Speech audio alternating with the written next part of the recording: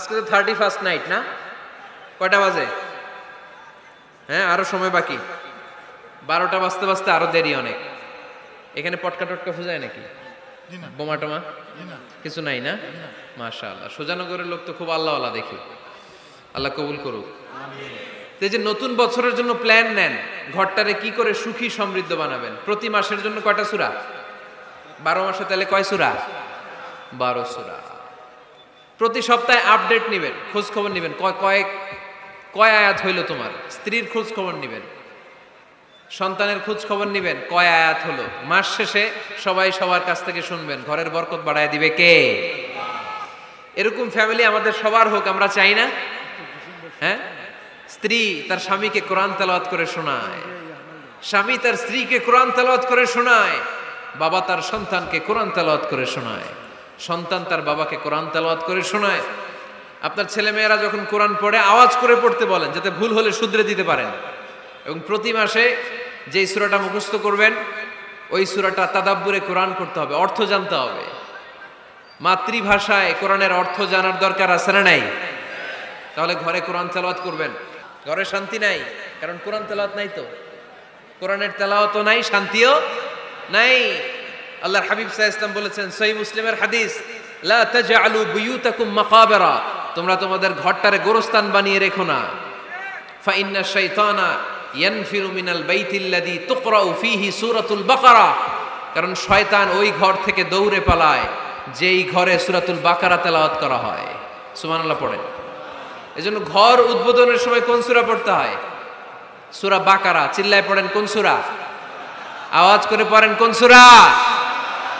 নতুন ঘর করছেন, নতুন দোকান করছেন, নতুন ফ্ল্যাট কিনেছেন, কোন সূরা পড়বেন?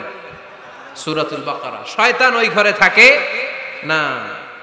সহিহ মুসলিমের আরেকটা হাদিসে আল্লাহ রাসূল সাল্লাল্লাহু আলাইহি ওয়াসাল্লাম বলেছেন, ইকরাউ সূরাতাল বাকারা, তোমরা সূরা বাকারা তেলাওয়াত করো। ফা ইন্না আখযাহা বারাকা, যে সূরা বাকারা পড়ে আল্লাহ তাআলা এই ঘরটায় বরকত দেয়। ওয়া তারকাহা হাসারা, আর যে সূরা বাকারা পড়ে না সে খালি আফসোস করে। ওয়ালা ইয়াস্তাতিউহাল বাতালা, কোন জিন, কোন পেতনি, কোন ব্ল্যাক ম্যাজিক, কোন জাদু টোনা বান ওই ঘরের কোন সদস্যকে কোনো ক্ষতি করতে পারে না। আবার সূরা বাকারায় একটা আয়াত আছে, কোরআনের সর্বশ্রেষ্ঠ আয়াত। বলেন তো আয়াতটার নাম কি? আওয়াজ করে বলেন কোন আয়াত? আল্লাহর হাবিব সাল্লাল্লাহু আলাইহি ওয়াসাল্লাম বললেন, মান কারা আয়াতাল কুরসি দুবুরা কুল্লি সালাতিন মাকতুবা, প্রত্যেক ফরজ সালাতের পরে যে ব্যক্তি আয়াতুল কুরসি পড়বে তার জান্নাতে যাওয়ার ব্যাপারে আর কোনো বাধা থাকবে না। একটা মাত্র বাধা ছাড়া, সেটা হচ্ছে মরণ। লোকটা মরে না তাই জান্নাতে যায় না, মরলেই জান্নাতি। আওয়াজ করে পড়েন আল্লাহু আকবার। তাহলে সংসারে শান্তি আনার 5 নাম্বার পদ্ধতি হচ্ছে ঘরে কোরআন তেলাওয়াত করতে হবে। আপনারা উঠতেছেন কেন? অনেক রাত হয়ে গেছে না? শেষ করে দেই। মুনাজাত তুলিয়া হাত তোলেন, আল্লাহুম্মা আমিন। হাত তোলেন, হাত তোলেন। অনেকে প্রসাব করবে তো ঠান্ডার দিন। কি দোয়া করবেন না? আরো কয়েক মিনিট শুনবেন? মাঝখান দিয়ে যে 2-4 জন উঠা বসা করতেছেন কেন? পেশাব ধরছে এটা? ঠিক আছে, জি হয়। আসরের সময় আসছে? ওরে আল্লাহ রে, মাগরিবের সময় আসছেন কে কে দেখি? এখন বাজে 10টা 40, এতক্ষণ ধরে বসা? হাত নামান। আসরের সময় আসছেন কারা কারা দেখি? আসর থেকে বসা, হাত নামান। জোহরের সময় আসছেন কারা দেখি? জোহরের সময় চলে আসছো তোমরা। আল্লাহ তুমি কবুল করো, আজকের মাহফিলটারে নাজাতের ওসিলা বানাও। তাহলে ঘরে সুখ শান্তি আর সমৃদ্ধি আনার 5 নাম্বার ফর্মুলা হচ্ছে ঘরে কোরআনের তেলাওয়াত লাগবে। এখন কোরআনের তেলাওয়াত নাই, কোরআন আমরা শিখাতে চাই না, আছে না নাই? আমরা এখন ধর্মপ্রাণ হয়েছি কোরআন ছাড়া। কি ছাড়া? ধর্মপ্রাণ, ধর্মপ্রাণ, আমরা বড়ই ধর্মপ্রাণ। নামাজ রোজার কিছু নাই, ভুলেও ধরি না কোরআন ধর্মপ্রাণ। রোজ সকালে শুনতাম আগে আল কোরআনের বাণী রে, আল কোরআনের বাণী। এখন শুনি সারে গামার দীপ্ত ফ্যান ফেনানি। রোজ সকালে শুনতাম আগে আল কোরআনের বাণী রে, আল কোরআনের বাণী। এখন শুনি সারে গামার দীপ্ত ফ্যান ফেনানি। ধর্মপ্রাণ মুসলমান আজকাল হয়েছে মডার্ন। ধর্মপ্রাণ ধর্মপ্রাণ আমরা বড়ই ধর্মপ্রাণ। নামাজ রোজার কিছু নাই, ভুলেও ধরি না কোরআন ধর্মপ্রাণ। ঠিক কি না? প্রতিদিন কোরআন শিখায় যে তার পকেট যায় ফাঁকা রে, তার পকেট যায় ফাঁকা। সপ্তাহে 2 দিন গান শিখায় যে নেয় তো 1000 টাকা। ধর্মপ্রাণ মুসলমান আজকাল হয়েছে মডার্ন। ধর্মপ্রাণ ধর্মপ্রাণ আমরা বড়ই ধর্মপ্রাণ। নামাজ রোজার কিছু নাই, ভুলেও ধরি না কোরআন ধর্মপ্রাণ। এরকম ধর্মপ্রাণ আমরা কেউ হতে চাই? প্রতিদিন ফজরের পরে আমার ঘর থেকে কোরআন তেলাওয়াত হোক, আমরা চাই কি চাই না? ঘরে সুখ সমৃদ্ধি আর শান্তি আসার মাধ্যম হচ্ছে কোরআন তেলাওয়াত করা।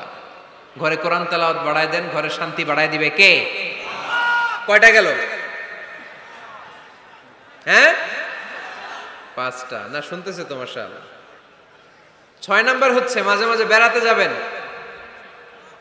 ভাবিরে নিয়ে বেড়াতে যাবেন, পারা যাবে? জি হয়। এই যে আপনাদের এখানে জাফলং আছে না? জাফলং আর কি আছে সিলেটে? মাধবকুণ্ড আর হাকালুকি, সবচেয়ে বড় হাওর বাংলাদেশে। আমি গিয়েছিলাম একবার। এই হাকালুকিতে যে 2 জন হারায় যাবেন, 2 জন 2 দিকে। পারা যাবে? যাবেন। আল্লাহ রাসূল সাল্লাল্লাহু আলাইহি ওয়াসাল্লাম যেতেন, স্ত্রীদেরকে নিয়ে মরুভূমিতে বেড়াতে যেতেন, আউটিং এ যান, মাঝে মাঝে ফ্যামিলি ট্যুরে যান। কুল সিরু ফিল আরদ সুম্মা আনজুরু কাইফা কানা আকিবাতুল মুকাজ্জিবিন। জমিনে ঘুরে বেড়াও আর দেখো মিথ্যাবাদীরা পৃথিবীতে কি করেছে আর তাদের সাথে আমি কি আচরণ করেছি। ঠিক কি না? সুযোগ হলে মিশরে যান, ফেরাউনের লাশ দেখে আসেন। কারুনের বাড়িতে যান, ধ্বংসস্তূপ দেখে আসেন। পারলে জর্ডানে যান, মৃত সাগর দেখে আসেন। সমকামিতার কারণে লূত আলাইহিস সালামের কওমের লোকদেরকে আল্লাহ জমিন থেকে উঠে একটা আঘাত করেছেন জমিনে। ফাজআলনা আলিয়াহা সাফিলাহা, জমিনের উপরের মাটিকে আমি নিচে ঢুকিয়েছি, নিচের মাটিকে আমি উপরে ঢুকিয়েছি। উপর থেকে শিলা আর প্রস্তর বৃষ্টি নাজিল করে পুরো জমিনটারে আমি মাসাকার করে দিয়েছি।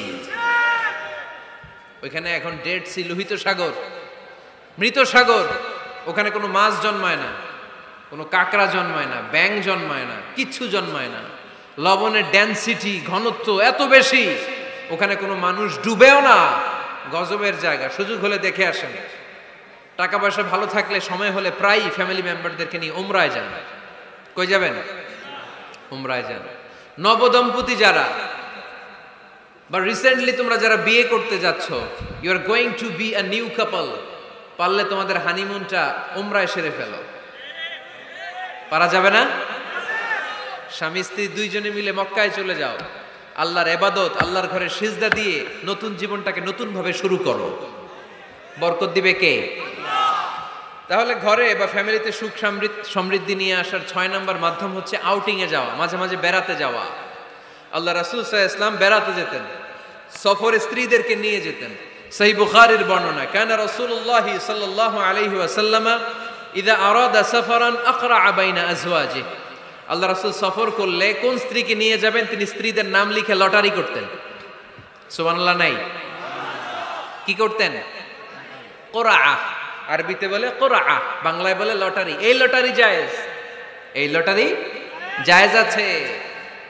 স্ত্রীদের নাম লিখে কোরআ করতেন, লটারি। যার নাম আসতো তাকে নিয়ে আল্লাহর হাবিব সাল্লাল্লাহু আলাইহি ওয়াসাল্লাম সফরে বেরিয়ে যেতেন। সফরে স্ত্রীদের সাথে দৌড়াদৌড়ি করতেন। সুবহানাল্লাহ পড়বেন না? আম্মা জান আয়েশা রাদিয়াল্লাহু তাআলা আনহাকে আল্লাহর হাবিব সাল্লাল্লাহু আলাইহি ওয়াসাল্লাম এত ভালোবাসতেন, আল্লাহর হাবিব সাল্লাল্লাহু আলাইহি ওয়াসাল্লাম বলতেন, আয়েশা চলো দৌড়াদৌড়ি করি। ওই যে দেখা যায় খেজুর গাছ, চলো কে কার আগে যেতে পারে। 2 জন দৌড়ালেন। বিয়ের প্রথম দিকে আম্মাজান আয়েশা রাদিয়াল্লাহু তাআলা আনহা ফাস্ট হয়ে গেলেন, কারণ তখন তিনি চিকন ছিলেন, এত মোটা ছিলেন না। আবার অনেক বছর পরে আরেক সফরে যখন আম্মাজান আয়েশা সফরে লটারিতে নাম আসলো, ওই সফরে আবার আল্লাহর হাবিব সাল্লাল্লাহু আলাইহি ওয়াসাল্লাম বললেন, আয়েশা চলো আজকেও দৌড়াদৌড়ি করি। দুইজন দৌড় দিলেন। এবার আর আম্মাজান আয়েশা রাদিয়াল্লাহু তাআলা আনহা জিততে পারলেন না, যেহেতু মোটা হয়ে গেছেন। আল্লাহ রাসূল সাল্লাল্লাহু আলাইহি ওয়াসাল্লাম দৌড়ে গাছ ধরে ফাস্ট হয়ে গেলেন। সুবহানাল্লাহ পড়েন। আম্মাজান আয়েশা এবার রাগ করে বসে আছেন। আল্লাহর হাবিব সাল্লাল্লাহু আলাইহি ওয়াসাল্লাম বললেন, হাযিহি সাবকাতু বিতিলক, ওই যে কয়েক বছর আগে আয়েশা একদিন রাতে তুমি আমারে হারায় দিছিলা, আজকে তোমারে হারাইয়া ওটার প্রতিশোধ তুলে নিলাম। সুবহানাল্লাহ পড়তে পারলেন না? কি ভালোবাসাবাসী ছিল, কি খুনসুটি ছিল, কি আদর সোহাগের সমৃদ্ধ সুখী শান্তির একটা সংসার ছিল বিশ্বনবী সাল্লাল্লাহু আলাইহি ওয়াসাল্লামের। তিনি স্ত্রীদের সাথে খোশ গল্প করতেন, বিনোদন করতেন, হাসি ঠাট্টা করতেন, তবে এই বিনোদন ছিল সুস্থ বিনোদন, এই রসিকতা ছিল সুস্থ রসিকতা, ঠিক কিনা? আমরা এটা করতে চাই না। অনেকের চেহারা, আমাদের চেহারার মধ্যে কোনো হাসি নাই, খালি রাগ আর রাগ, আছে না নাই? অনেকে দেখবেন 5 বছরও একবারও হাসে নাই। সুজানগরে আলহামদুলিল্লাহ এরকম নাই। সুজানগরে এই যে সবাই হাসতেছে, সবার মুখে হাসি। হাসবেন, মুচকি হাসবেন, মুচকি হাসি দেওয়া সুন্নাত। আর মুচকি হাসতে পয়সা লাগে না। পয়সা লাগে তো হাসেন না কেন? মুচকি হাসেন, হাসি দেওয়া সুন্নাত। তো তাহলে 6 নাম্বার যে পদ্ধতি আমরা পেলাম ঘরে সুখ শান্তি আনার, মাঝে মাঝে ফ্যামিলি মেম্বারদেরকে নিয়ে আমরা হাকালুকি হাওড়ে হারিয়ে যাব, আমরা মাধবকুণ্ড বেড়াতে যাব, আমরা জাফলংয়ে যাব, পারলে আমরা কক্সবাজার সমুদ্র সৈকতে যাব, যেমনটি আল্লাহর হাবিব সাল্লাল্লাহু আলাইহি ওয়াসাল্লাম স্ত্রীদেরকে নিয়ে বেড়াতে যেতেন। ইনশাআল্লাহ পড়েন। পারবেন তো? যাবেন তো সবাই? আচ্ছা। 7 নাম্বার পদ্ধতি সংসারে সুখ শান্তি ফিরে আনার, ফ্যামিলির গুরুত্বপূর্ণ বিষয়ে সিদ্ধান্ত নিতে পরামর্শ করবেন। Family meeting. কি করবেন? কি মিটিং? ফ্যামিলি মিটিং করবেন, পরামর্শ। এক্ষেত্রে স্ত্রী, সন্তান, ভাই, বোন, আব্বা আম্মা সবার পরামর্শ নেবেন। অনেকে আছে কারো কথা শোনে না, মনে যা চায় তাই করে, আছে না নাই? পরে আফসোস করে, পরে হাই হাই করে, কারণ যারা পরামর্শ করে এরা কোনোদিন হাই হাই করা লাগে না। চিল্লায় বলেন ঠিক কিনা? এজন্য আল্লাহ বললেন, ওয়াশাবিরহুম ফিল আমরি ফাইযা আযামতা ফাতাওয়াক্কাল আলাল্লাহ। গুরুত্বপূর্ণ বিষয়ে সিদ্ধান্ত নেবার আগে তোমরা পরামর্শ করে নাও। যখন তোমরা পরামর্শ করে সঠিক সিদ্ধান্তে উপনীত হয়ে যাবে, তখন তাওয়াক্কুল করবা একজনের উপর, তিনি কে? সিদ্ধান্ত যখন নিয়ে ফেলবেন আল্লাহর উপর তাওয়াক্কুল করবেন। এজন্য পরামর্শের কোনো বিকল্প নাই। পরামর্শ নেবেন, স্ত্রীদেরও পরামর্শ নেবেন। অনেকে বলে, আরে মেয়ে মানুষ কি পরামর্শ নেবে, আমি তো সব জানি। এরকম আছে না নাই? না, অনেক সময় নারীদের পরামর্শ কাজে লাগে। আমাদের বোনদের মাথায় ভালো ভালো বুদ্ধি আছে না নাই?